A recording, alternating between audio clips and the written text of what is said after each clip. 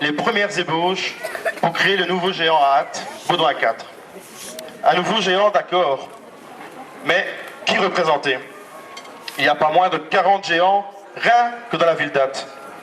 Tous les personnages historiques ou non, et toutes les époques, y sont déjà représentés.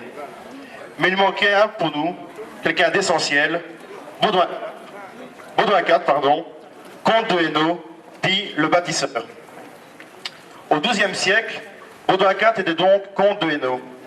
Voulant protéger son côté, au nord des attaques de ses ennemis, il décida de construire.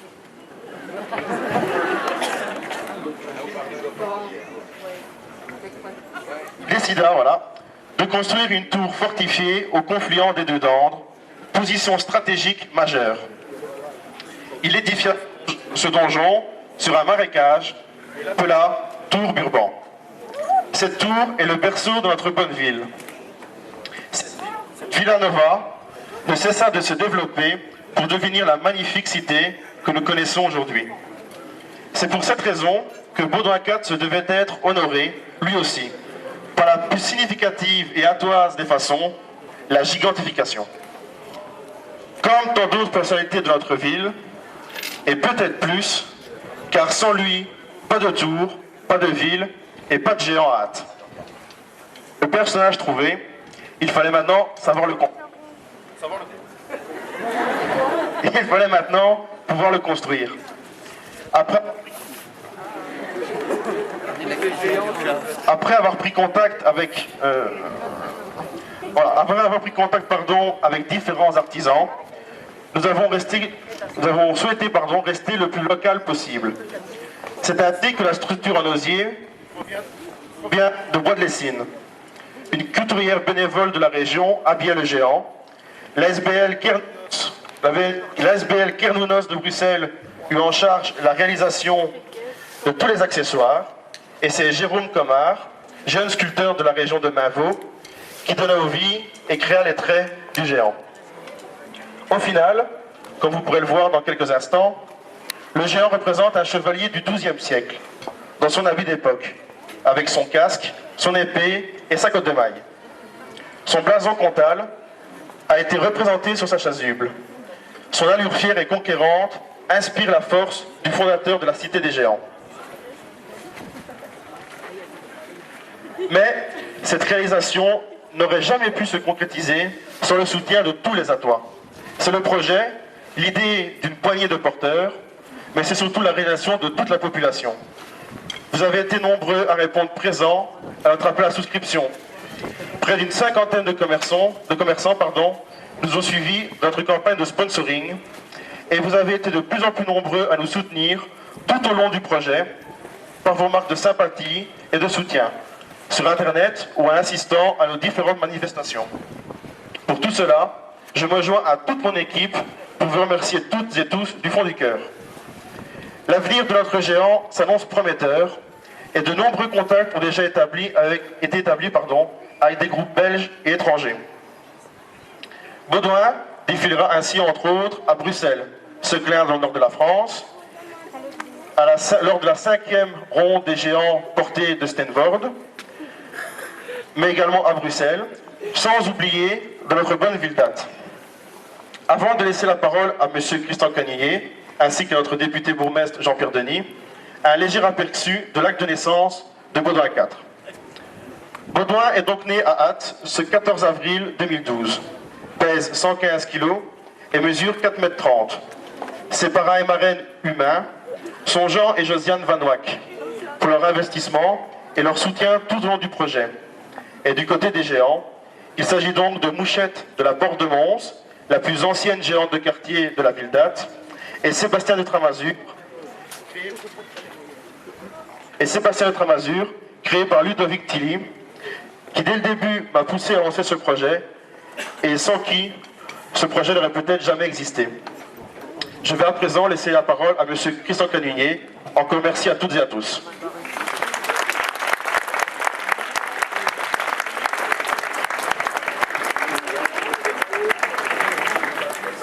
Voilà. Alors il est revenu le gaillard. Il est revenu là où c'est à Jean Dugnol ancien archiviste de la ville, que nous devons cette précision. C'est lui qui a montré définitivement que c'est entre 1164 et 1167, probablement 1166, rendez-vous compte, que Baudouin IV, comte de Hainaut, entreprit l'édification de cette tour Burban qui, même avec la camionnette de Bricot, est magnifique. Nous sommes au cœur du Moyen-Âge. C'est le plus beau donjon médiéval, le plus intègre, celui qui est le plus visible dans son caractère de donjon médiéval qui soit subsistant en Belgique, et nous devons en être fiers. Et c'est à Louis, c'est à Baudouin IV que nous devons cette merveille. Fermez un peu les yeux, oubliez les maisons de la rue du gouvernement, le cinéma qu'il ne faut pas tripette, et laissez-vous imprégner. Nous sommes au cœur du Moyen-Âge, nous sommes en 1166, et Baudouin IV, comte de Hainaut, commence la construction de cet édifice. Et pourquoi peut-il commencer la construction de cet édifice? Mais parce qu'il a acheté la terre, une partie du finage de la seigneurie d'Ath, je dis bien une partie. Il l'a acheté quelque temps auparavant, une dizaine d'années auparavant, à l'ancêtre de ceux qui se trouvent à côté de moi, à Gilles de Trasny. Et nous avons l'honneur d'accueillir aujourd'hui à Ath le marquis Olivier de Trasny, qui est l'arrière descendant du coup de rein de Gilles de Trasny, auquel en 1150 environ, 1155, Baudouin acheta la terre d'Ath. Je crois que ça mérite un applaudissement.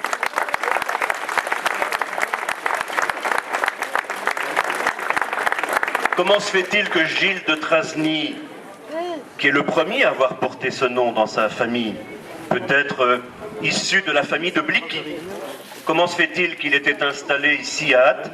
Eh bien, le marquis de Trasny a émis, voici quelques années, en 2004, une hypothèse que je fais mienne et que je crois défendable, c'est que probablement Gilles de Trasny était le petit-fils de la dernière héritière de la famille du nom d'Ath, dont le centre devait se trouver du côté de Fatima, du vieux Ath, la chaussée de Mons, Béatrice d'Ath. Enfin, ça c'est une question qui est fort débattue entre historiens aujourd'hui. Toujours est-il que Baudouin IV achète à votre ancêtre, monsieur le marquis, à Gilles de Trasny, cette partie du finage d'Ath vers 1150, et il y construit ceci. Pourquoi il y construit la tour de Burban? 4 motifs, et puis je vous embête plus. Premier motif, c'est que Baudouin de Hainaut est en fait Baudouin de Flandre. Il est un héritier, il est le représentant d'une branche cadette des comtes de Flandre. Son grand-père a été évincé du comté de Flandre par son grand-oncle Robert le Frison, et il y a encore une idée vers la Flandre. Et ça, son jeune comté de Hainaut, il entend le protéger du comté de Flandre, où il y a un usurpateur qui s'appelle Thierry d'Alsace, qui est menaçant. Alors ne faites pas immédiatement le lien avec notre Belgique contemporaine, il ne s'agit pas du tout d'une lutte de Wallons contre Flamands, la question linguistique n'intervient pas, c'est une principauté en formation contre une autre. Deuxième motif, c'est que Baudouin IV a affaire à une noblesse turbulente dans la région. Il y a les Chièvres, il y a les Avennes, il y a les Anguiens, il y a la Hamed, il y a les Trasny qui sont aussi à Hirschobé. Tous ces gens sont remuants. Baudouin IV veut reconstituer une principauté avec un état de droit. La res publica, défendre les petits, construire un état. Et contre ça, il doit lutter contre les féodaux, vos ancêtres, monsieur le marquis, qui perturbent cette notion de l'état de droit. Il lui faut une assise politique, stratégique, militaire. C'est le deuxième. Troisième point, eh bien, la population augmente. Au XIIe siècle, mais aussi une villa nova, une ville neuve. C'est ce que dit le chroniqueur Gislebert de Mons, un peu plus tard, sous le règne de son fils Baudouin V. Ici à Ath, Baudouin IV a commencé à villam novam instaurare et castrum construere. Une ville neuve, établir une ville neuve et construire un château. Et quand on parle d'une ville, il s'agit en fait d'un village, un truc très rural, très agricole, qui restera très longtemps, mais pour y amener des habitants. Et précisément, c'est le quatrième élément. Baudouin IV, il veut se remplir les poches, comme tout homme politique qui se respecte. Et donc, il veut susciter ici une activité économique, la Villa Nova, dont il va retirer des taxes. La Villa Nova, c'est un centre d'activité économique. Villa Nova et Castrum. Et pour créer cette Villa Nova, il va permettre aux manants qui vont s'établir à l'ombre de son beau château, il va leur octroyer toute une série de privilèges économiques qui vont permettre à ce petit bourg rural de grandir, de prospérer. Et quand les habitants prospèrent, le prince prospère aussi par le biais des taxes. Voilà comment est née notre ville date en 1166, grâce à cet homme. Alors, Nicolas dit que sur son tabard, c'est-à-dire sur le surcot dont il est vêtu, il y a les armes de son comté, mais vous n'allez pas y reconnaître les armes du Hainaut aux 4 lions, parce qu'à l'époque de Baudouin IV, les comtes de Hainaut ne portaient pas encore le blason aux 4 lions. Ils portaient le blason aux 3 chevrons de sable sur un fond d'or, c'est-à-dire jaune, avec 3 chevrons de sable, vous verrez ça. Il faut d'ailleurs ici féliciter toute l'équipe de Nicolas pour la qualité historique, je dirais, de la reconstitution. C'est bien fait. Naïvement, ils auraient pu reprendre le blason du Hainaut actuel. Ça aurait été une grosse bourde historique. Ils ne l'ont pas fait. Et pour ça, je crois qu'on peut, franchement, les applaudir.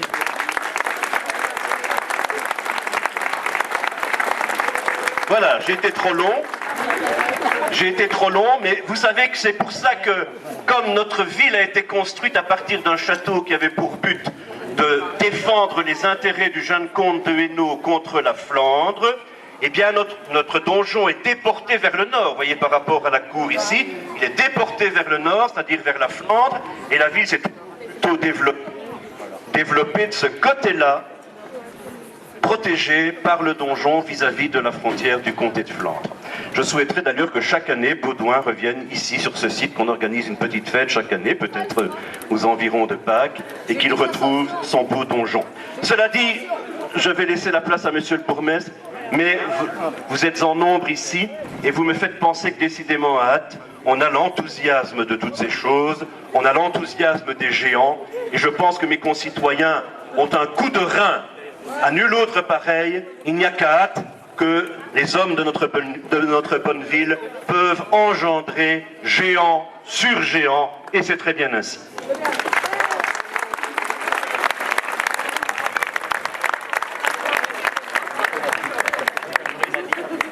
Après ce magnifique exposé du professeur Canuyer, qui ne démérite pas, vous l'avez vu chaque fois qu'il prend la parole, permettez-moi de revenir un peu à la raison pour laquelle nous sommes ici aujourd'hui, la naissance d'un nouveau géant à Ath.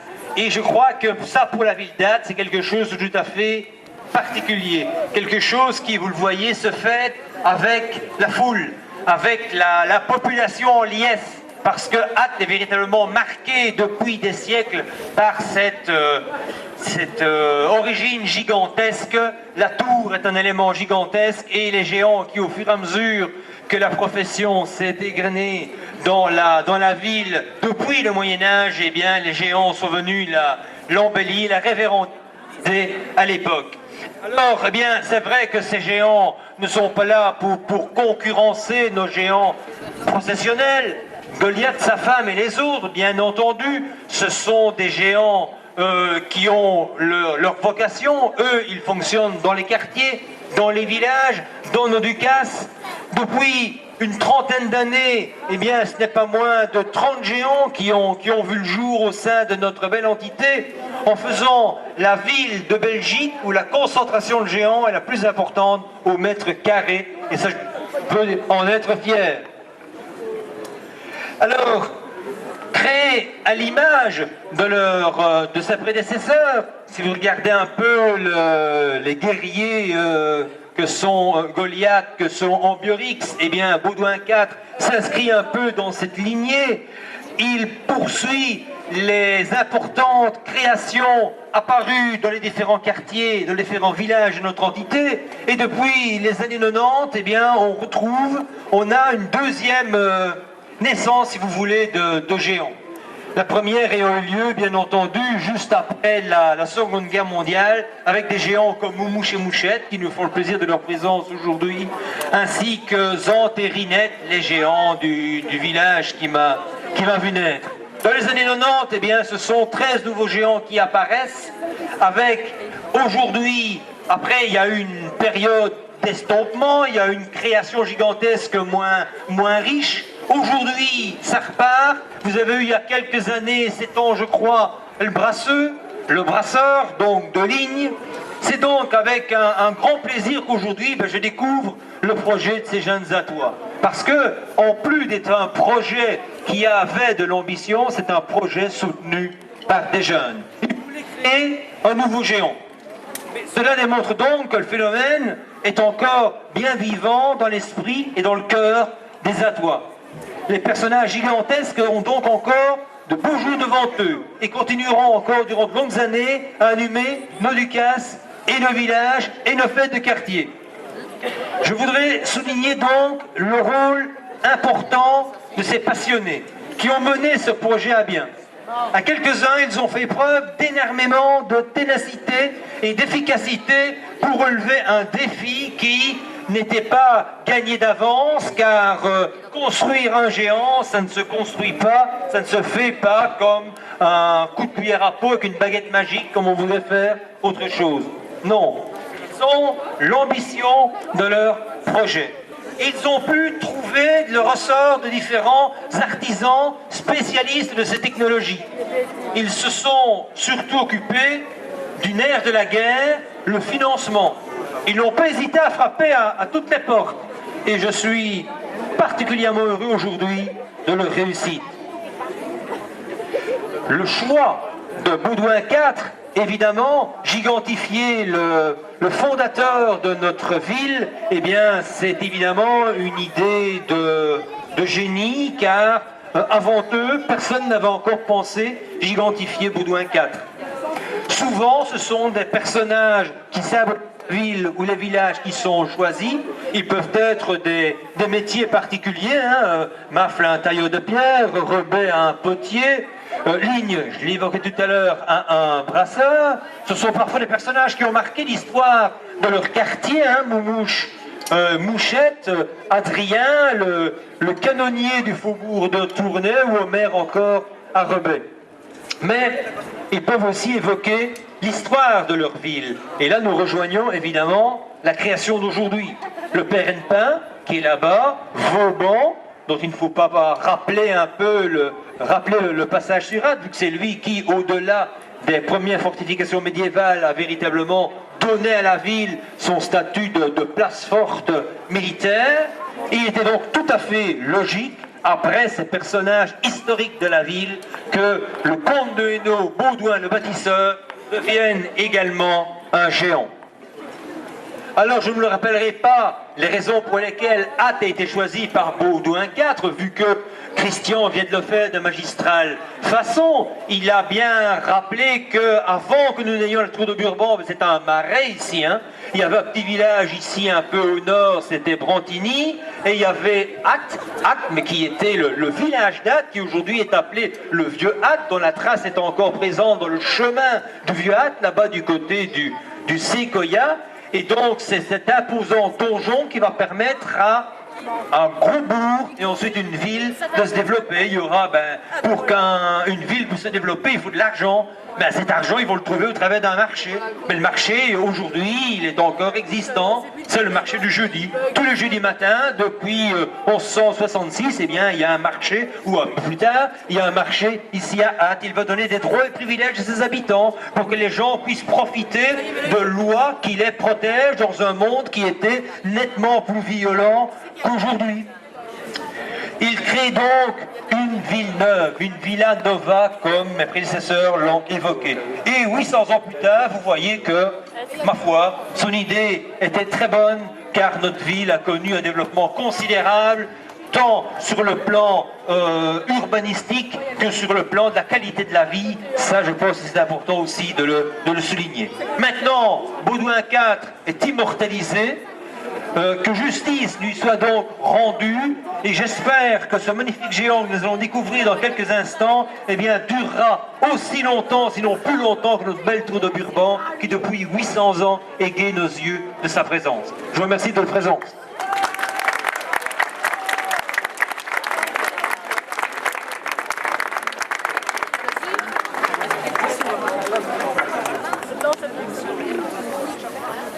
Voilà, donc Nicolas me dit qu'il me revient le privilège de donner le feu vert pour la présentation du géant. Ben, je vous invite, les amis porteurs, là-bas, à présenter à la foule Baudouin 4, le bâtisseur, comte de Hainaut.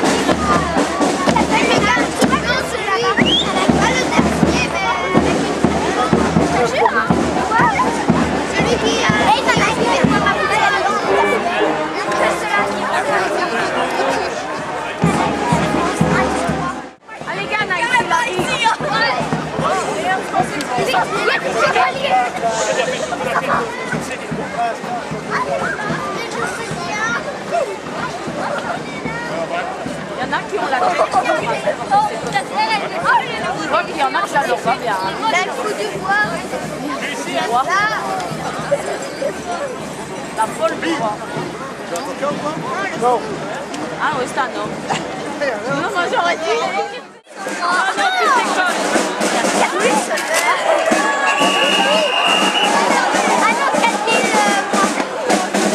Ah, le voilà.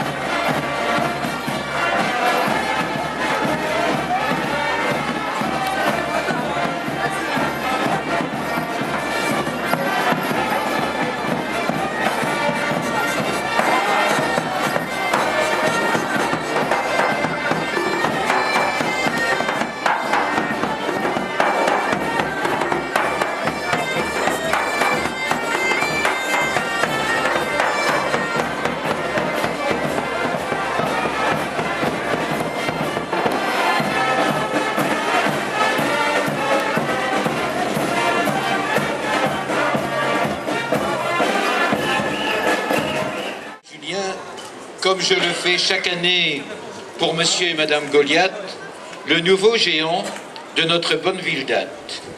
Peut-il en être autrement dans la cité des géants? D'autant plus que je vois ici une véritable conférence des géants. Je ne sais pas dans quelle forêt ils se sont donné rendez-vous pour décider ou plutôt pour fêter cette naissance. De brillants discours, il y a 1 heure à peine, ont célébré la grandeur de Baudouin IV, et je n'oserais pas me ajouter à ces brillants discours tellement ils furent importants, bien charpentés et réalisés par des connaisseurs de la question. Mais il me semble que l'idée de construire un géant bâtisseur est originale, car elle nous invite à regarder vers une de nos racines communes, à savoir la construction de la tour Bourbon au temps où la ville d'Ath était fondamentalement une cité militaire. Que ferions-nous d'ailleurs sans nos racines, sans la sève qui nous vient de la terre, qui nous porte et qui nous fait vivre? Et tout géant ne vient-il pas rappeler ce qui, depuis toujours, nous est proposé comme valeur et comme sens à la vie? À l'heure où notre ville va réaliser un nouveau développement, peut-être vient-il nous dire que cette ville est à construire tous ensemble, comme les pierres de la tour Bourbon. Peut-être vient-il nous dire que, comme dans toute construction, les pierres les plus rugueuses se doivent d'être rabotées et que le meilleur ciment à mettre entre nous doit être recherché. Le récit de la création que nous avons proclamé il y a 8 jours en l'église Saint-Julien, la nuit de Pâques, nous redisait que le monde dans lequel nous sommes a été bien conçu, qu'il a été fait par amour et pour l'amour, qu'il est beau et qu'il nous invite à la beauté. Puisse-t-il en être ainsi pour notre bonne ville, pour ceux qui y vivent et pour ceux qui viendront la rejoindre. Une bonne fête à chacun d'entre vous, une bonne fête à terre tous. Toute bénédiction demande d'écouter d'abord la parole de Dieu, d'ouvrir les évangiles. Je vous en prends un texte.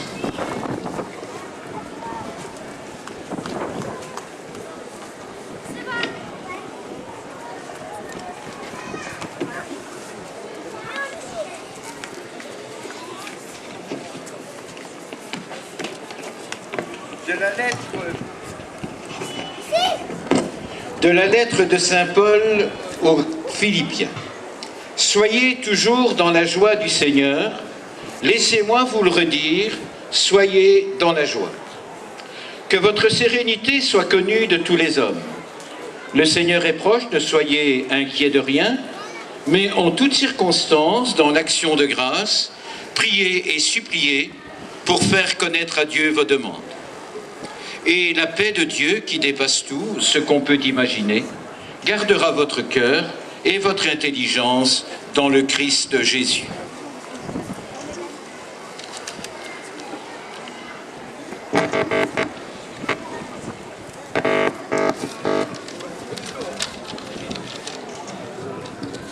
Dieu éternel et créateur, tu as créé le monde pour que les hommes y trouvent la joie de vivre ensemble et de s'aimer les uns les autres. Exauce en ta bonté notre prière sur ce géant, Baudouin, que les hommes ont construit pour évoquer leurs racines communes et leur désir de bâtir ensemble la cité. Daigne le bénir et donne à ceux qui le porteront le souci d'une parfaite entente. Nous t'en prions par Jésus, le ressuscité de Pâques. Amen.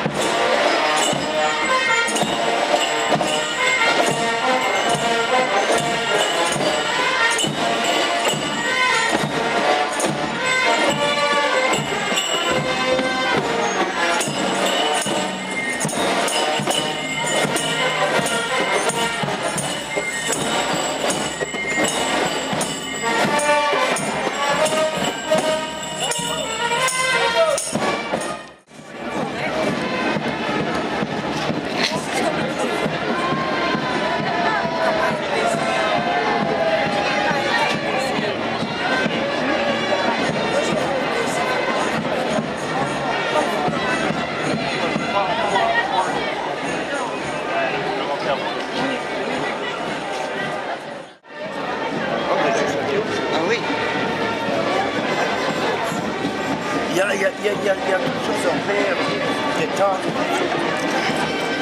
La passé à des... Et toi, non, mon bébé. Mais